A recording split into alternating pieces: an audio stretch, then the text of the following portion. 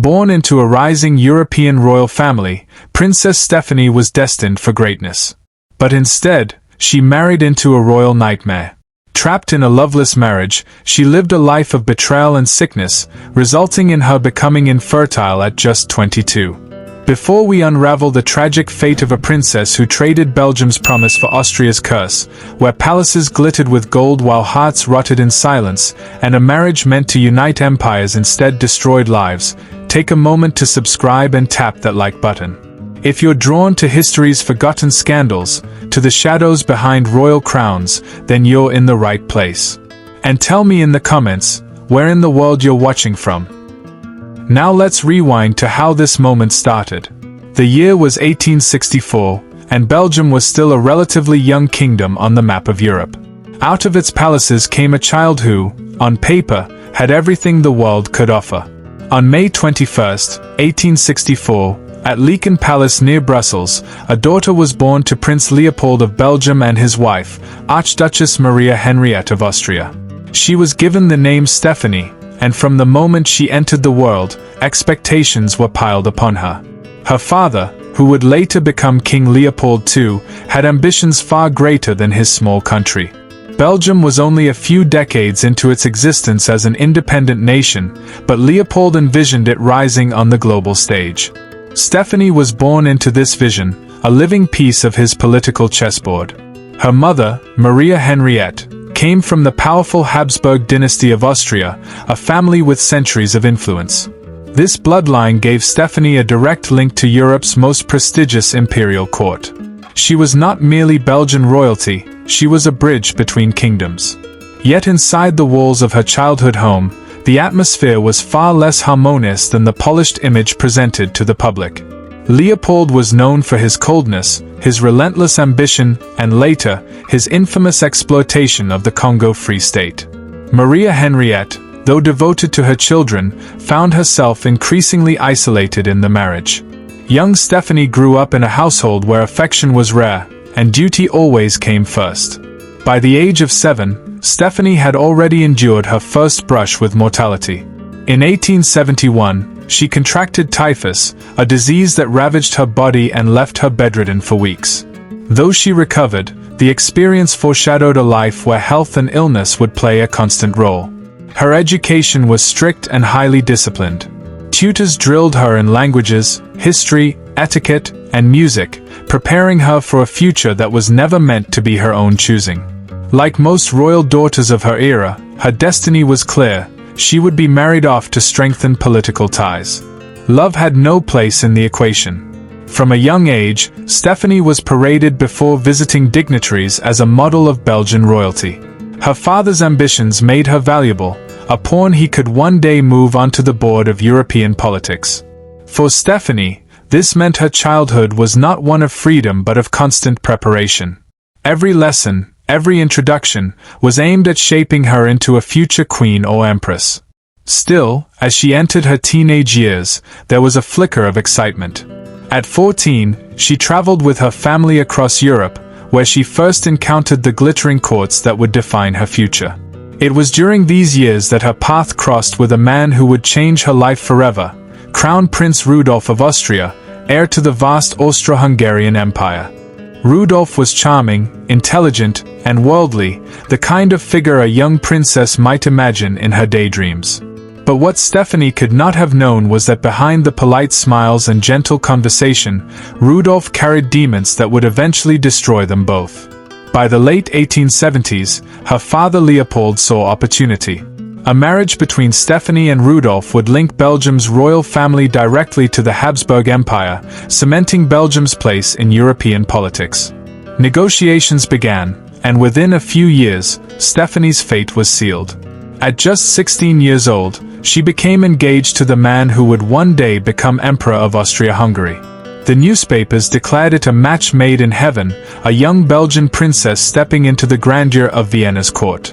But for Stephanie, it was the beginning of a journey that would lead not to a throne, but to heartbreak, betrayal, and tragedy.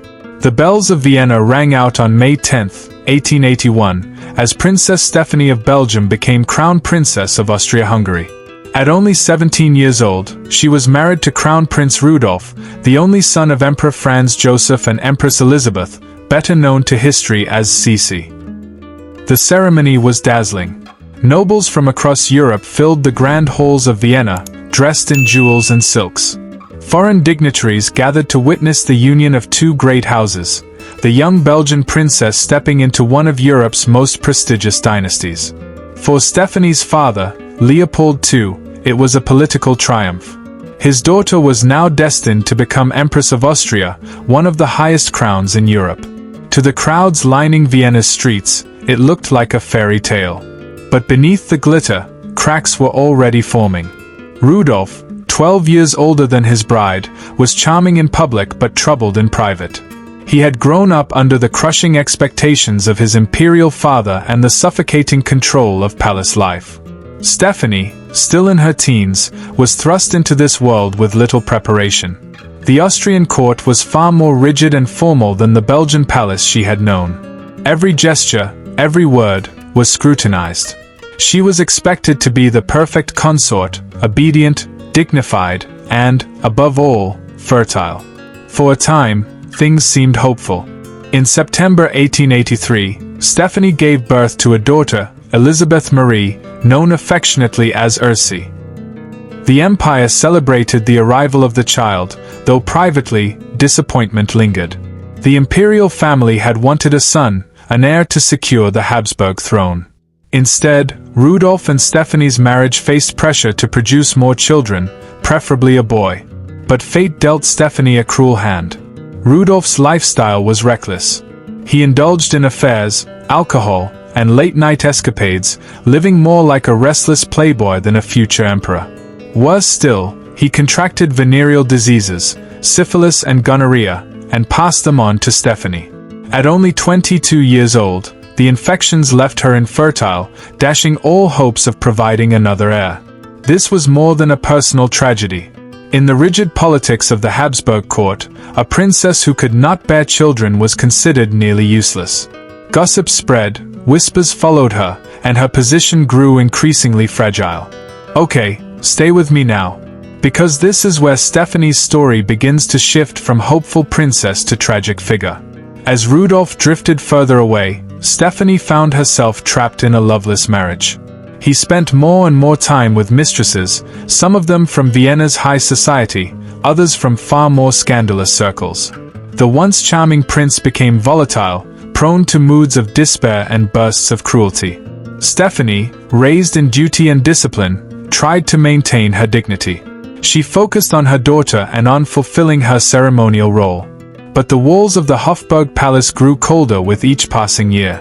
She was not embraced by her mother-in-law, the famous Empress Elizabeth, who had little interest in palace politics and often kept her distance.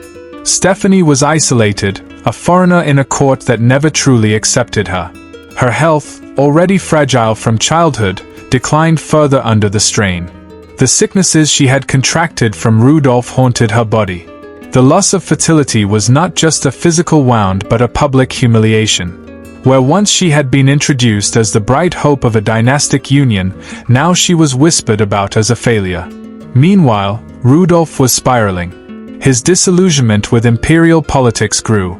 He clashed with his father over reforms, turned increasingly to alcohol and morphine, and sought escape in affairs that became reckless and dangerous.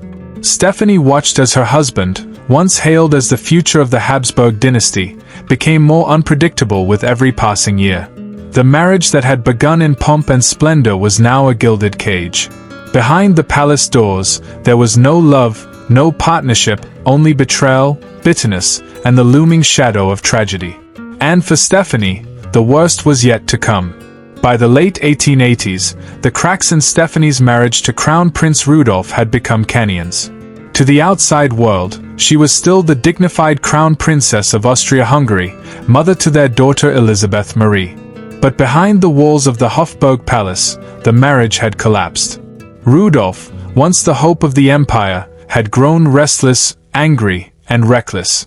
His relationship with his father, Emperor Franz Joseph, was toxic. Rudolf longed for modernization, liberal reforms, and personal freedom. Franz Joseph demanded loyalty, obedience, and tradition. Each clash between father and son pushed Rudolf further into despair. And Ste phanie? She was caught in the crossfire. The man she had married was slipping away, consumed by politics, infidelity, and addiction. Rudolf's affairs became notorious. Vienna whispered of his encounters with courtesans, aristocratic women, and actresses. But in 1888, one affair became more than gossip. He became involved with Baroness Mary Wetzera, a beautiful 17-year-old from a prominent family. Unlike his fleeting flings, Mary was infatuated with him, and Rudolf seemed equally captivated. Ste phanie could do nothing. She was powerless in a court where appearances mattered more than truth. She poured her energy into her daughter, but her own position was slipping further into isolation. She was no longer seen as the beloved crown princess, but as a woman overshadowed by her husband's scandals. By January 1889, Rudolf's life had reached a breaking point. His relationship with Mary grew dangerously intense. He was 30 years old, disillusioned with his role, estranged from his wife, and addicted to morphine. Mary adored him with the intensity of youth, and together they wove a desperate fantasy, one that would end in blood. Hope you're still here. You don't want to miss what's coming. On the night of January 29, 1889, Rudolf and Mary traveled to his hunting lodge at Meiling, outside Vienna. Servants noticed tension in the air. Rudolf seemed pale and agitated, Mary excitable yet nervous. Few could have imagined what would unfold before dawn. The next morning, the household grew uneasy. The crown prince had not emerged. At first, his valet assumed he was still resting. But hours passed. When the doors were forced open, the scene inside was horrific. Rudolf was found slumped lifeless, his body still warm. Nearby lay the body of Mary Wetzera, equally still, her youth extinguished. The truth was undeniable. The heir to the Habsburg throne had died in a murder-suicide. The court went into chaos. News spread like wildfire. Europe gasped as one of its most powerful dynasties was rocked to its core. Rumors flew. Was it suicide? Was it murder? A political assassination? The official story, carefully managed, was that Rudolf had died of natural causes. But whispers of the truth could not be silenced. It became clear that he had shot Mary first, then himself. For Ste phanie, the shock was beyond words. At only 24 years old, she was a widow. The man who had once promised her a crown had instead left her with scandal, sorrow, and shame. She had endured betrayal in life, and now she carried humiliation in death. Her position at court disintegrated. She was no longer crown princess, but simply the widow of a disgraced heir. Her daughter, Elizabeth Marie, was left fatherless. And Ste phanie herself was left to navigate a life shattered by forces beyond her control. In the weeks that followed, Europe mourned publicly while Vienna whispered privately. The Meiling tragedy had not only destroyed Rudolf and Mary, it had reshaped the Habsburg dynasty. With Rudolf gone, the line of succession shifted to Archduke Karl Ludwig, and eventually to his son, the ill-fated Archduke Franz Ferdinand. But for Ste phanie, there was no consolation in dynastic reshuffling. She was adrift. Her youth was gone, her marriage had been a prison, and now, freedom came in the form of widowhood. It was not liberation, but exile. For a brief time, hope flickered again when she found love with Count Podski, a man outside the suffocating world of court politics. But fate struck again. In 1890, only a year after Meiling, Podski died of laryngeal cancer. Once more, Ste phanie was left grieving, her dreams slipping further away. She was still only in her 20s, yet she had lived through enough tragedy for several lifetimes. And as the century turned, she would face new battles, against her family, her country, and her own fading place in history. In the wake of Meiling, Princess Ste phanie's world seemed permanently shattered. At just 24, she was a widow, the mother of a fatherless child, and an outcast within the Austrian court. The fairy tale of her youth had ended in disgrace. The court that once welcomed her now looked at her with suspicion and pity. For years, she drifted through life like a shadow, tolerated but never embraced. Suitors were suggested by relatives, Whispered rumors connected her to noblemen, and political schemes tried to place her in another marriage to strengthen alliances. Among these possibilities was even Archduke Franz Ferdinand, the man who would later be assassinated in Sarajevo in 1914, sparking the First World War. To many, it seemed the obvious match, a young widow of noble blood, remarried into the Habsburg line to patch the dynasty's wounds. But Stephanie refused. She had lived through one dynastic marriage that had nearly destroyed her. She would not submit to another. Instead, she made a choice that stunned Europe. In 1900, at 35 years old, Stephanie married Count Elmer Lonier de Nagalonya, a Hungarian nobleman far below her rank. He was handsome, intelligent, and above all, he cared for her as a person, not as a pawn. For the first time in her life, Stephanie's marriage was born of affection rather than politics. But there was a price. By marrying below her station, she forfeited her imperial titles and privileges. The woman who had once been crown princess of Austria-Hungary, destined for an empress's throne, now held no courtly power. She was reduced to a mere countess, far from the grandeur of Vienna. The newspapers sneered, the aristocracy turned its back, and even her own family bristled. Her father, the king, was enraged. Their already strained relationship disintegrated entirely. Leopold had long been infamous for his cruelty and greed, most notoriously in his personal control of the Congo Free State, where unspeakable atrocities were committed in pursuit of rubber profits. He had little patience for a daughter who chose love over ambition. When Leopold died in 1909, Stephanie discovered just how deep his resentment ran. Much of his vast fortune, much of it drawn from colonial blood money, was left not to his children, but to his longtime mistress, Caroline Lacroix. Stephanie, along with her siblings, was outraged. She had lost her royal status, and now she was to be denied her inheritance. But Stephanie was no longer the powerless girl trapped in Vienna's court. She fought back. She sued. The lawsuit dragged on for 5 years, capturing headlines across Europe. The Belgian royal family squirmed as its dirty laundry was aired in public, but Stephanie was relentless. She argued that her father's estate rightfully belonged to his heirs, not to his mistress. Finally, after years of legal wrangling, she won a settlement, a payout of 5 million francs. It was not the full fortune, but it was a victory. A reminder that Stephanie, though diminished, still carried the willpower of a survivor. By 1906, Stephanie and Elmer had already retreated to a quieter life in Hungary, settling in what is now Slovakia. They lived in a sprawling mansion, surrounded by countryside. For the first time, Stephanie found peace. She poured herself into charity work, tending to the needs of the local community. Though far removed from the palaces of Europe, she built a reputation as a benefactor, a woman who cared for the poor and suffering. But history was not finished with her.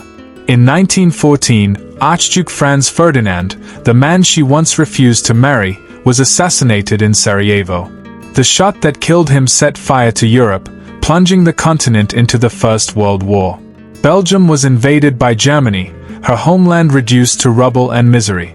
Meanwhile, Stephanie found herself in Austria-Hungary, the very empire at war with her native land. It was an impossible position. But she stayed in Hungary with Elmer, continuing her charitable work as the world collapsed around her. 2 years later, in 1916, another great figure passed, Emperor Franz Joseph, her father-in-law. Stephanie attended his funeral, one of the last great gatherings of European royalty before the old order fell apart. Not long after, Elmer was elevated to the rank of Hungarian prince, raising Stephanie's social standing again, though never to the level she once held. See all you would have missed if you didn't stay. Wow. The war ended in 1918 with the collapse of Austria-Hungary. The empire that once seemed eternal crumbled into fragments, its royal family stripped of power, its territories divided. Stephanie, who had once been poised to become empress, now lived in a world where empires themselves had ceased to exist. But she endured. Where others faded, she adapted. She had survived the scandal of Meiling, the fury of her father, the humiliation of infertility, and the bitterness of exile. Now she faced the 20th century not as a princess or an empress, but as a woman who had carved out her own strange corner of history. When the First World War ended in 1918, Europe looked nothing like the glittering stage where Princess Stephanie had once played her role. The Austro-Hungarian Empire collapsed, its borders carved apart, its rulers stripped of their crowns. Vienna, once the beating heart of imperial pomp, was reduced to a shadow of its former self. For Stephanie, it was a surreal transformation. She had once stood at the very center of this empire as its future empress. Now she lived quietly with her husband, Elima Lonier, in their Slovakian estate. She no longer carried the weight of dynastic expectation. The grandeur of her youth was gone, but so too were the suffocating chains of court life. She was, in many ways, free. But freedom came at a price. Her relationship with her daughter, Elizabeth Marie, grew strained. Ersi had inherited her father's restless spirit and rebellious nature. By the 1920s, mother and daughter had drifted apart entirely. Elizabeth chose her own controversial path, embracing radical politics and living in ways her mother could not understand. By 1924, Stephanie and her daughter had cut ties completely.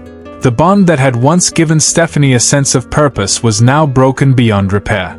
Still, Stephanie endured. She reinvented herself in quiet ways, pouring energy into charitable work in her community.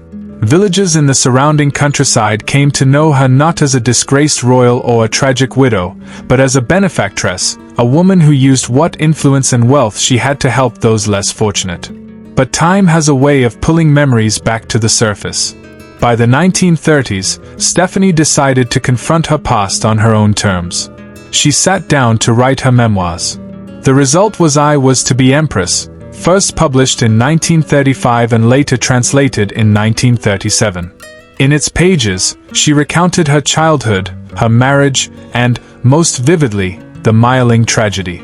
She painted herself as a loyal wife, a dutiful princess betrayed by circumstance and by Rudolph's recklessness. Critics noted that her account often stopped in 1889, as if her life had frozen in that year of horror. But the memoir gave her something she had long been denied, a voice.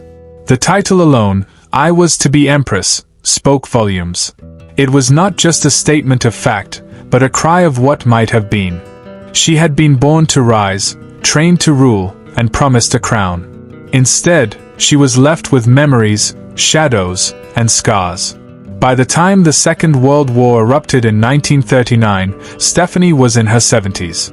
The continent once again tore itself apart, this time with even greater violence. Germany swept across Europe, and Hungary, where she and Elima lived, was drawn into the orbit of Nazi power. As the front lines shifted and armies advanced, Stephanie and her husband sought refuge in a place of faith.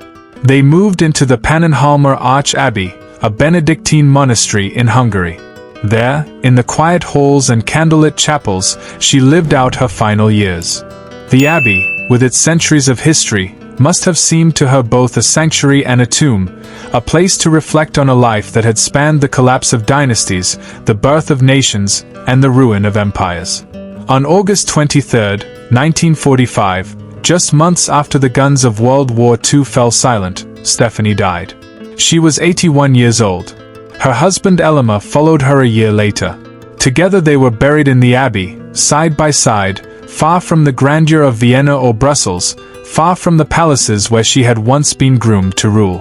In the end, Princess Stephanie's story was not one of crowns and triumphs, but of survival. She had been born into promise, raised in duty, married into tragedy, and cast aside by history. Yet she refused to vanish. She carved her own path, even if it was smaller and quieter than the one destiny had once promised. Her name is often remembered only in connection to Meiling, as the wife Rudolph abandoned for a doomed affair with Mary Vetzera. But that is only part of the truth. Stephanie's life stretched far beyond that single night of horror.